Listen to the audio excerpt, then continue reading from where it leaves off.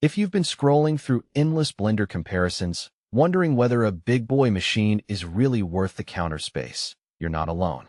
I've spent a few weeks testing the Vitamix 5201XL in a real kitchen, swapping it in for my old standard size blender, and I'm finally ready to break down whether the extra size and price actually make sense for everyday cooking.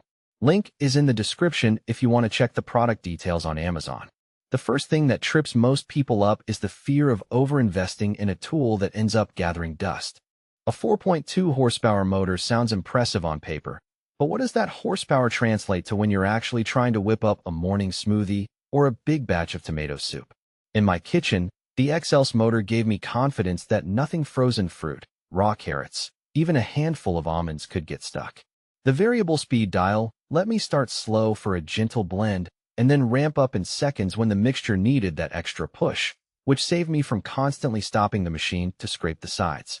One of the practical strengths that's easy to overlook is the pair of polycarbonate containers.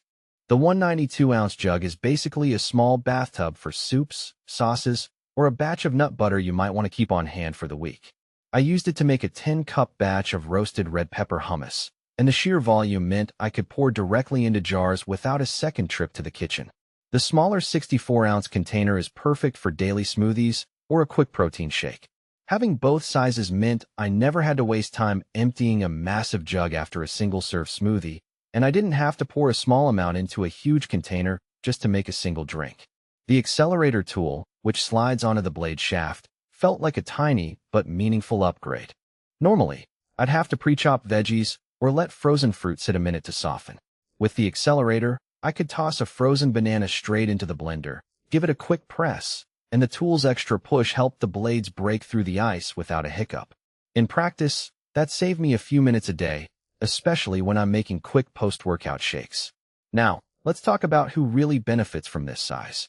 If you're feeding a family of 4 or more, or you run a small catering side hustle, the XL's capacity becomes a genuine time saver. Imagine preparing a large batch of pancake batter on a Sunday, then storing it in the 192-ounce jug for the week. Or think about a home-based smoothie subscription service where you need to blend dozens of drinks in one go. The motor's power ensures that even the toughest ingredients like raw kale or frozen berries turn into a silky texture without stalling, which is something a lower wattage blender might struggle with. On the flip side, if your kitchen is more of a studio apartment setup, the XL's footprint could feel intrusive. It sits on a standard counter, but the base is wide, and the 192-ounce container adds height that can dominate limited space. The weight is another factor. The unit tips the scales at over 20 pounds, so moving it around isn't a quick lift. If you're the type who only makes a single smoothie a day or occasional salsa, you might not reap the volume advantage, and the price premium could feel unjustified. Noise is a practical weakness that's hard to ignore.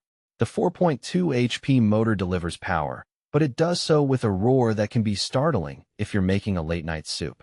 I found that using the variable speed dial at lower settings reduced the volume a bit, but the machine never becomes whisper quiet.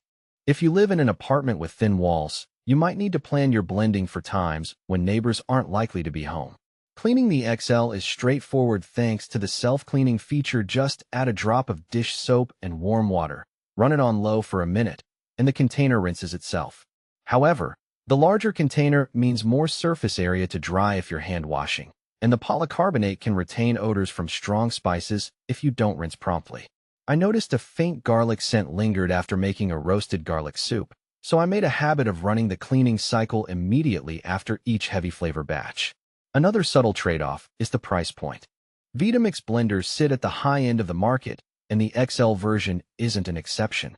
The cost can be justified if you factor in the durability of the motor, the versatility of 2 container sizes, and the time saved on prep and batch cooking. The average user who replaces a budget blender every few years might not see that value quickly enough to justify the upfront spend. In contrast, a serious home cook who sees the blender as a central hub for sauces, soups, smoothies, and even dough will likely amortize the price over many months of heavy use. Summing up, the Vitamix 5201XL shines when you need power, capacity,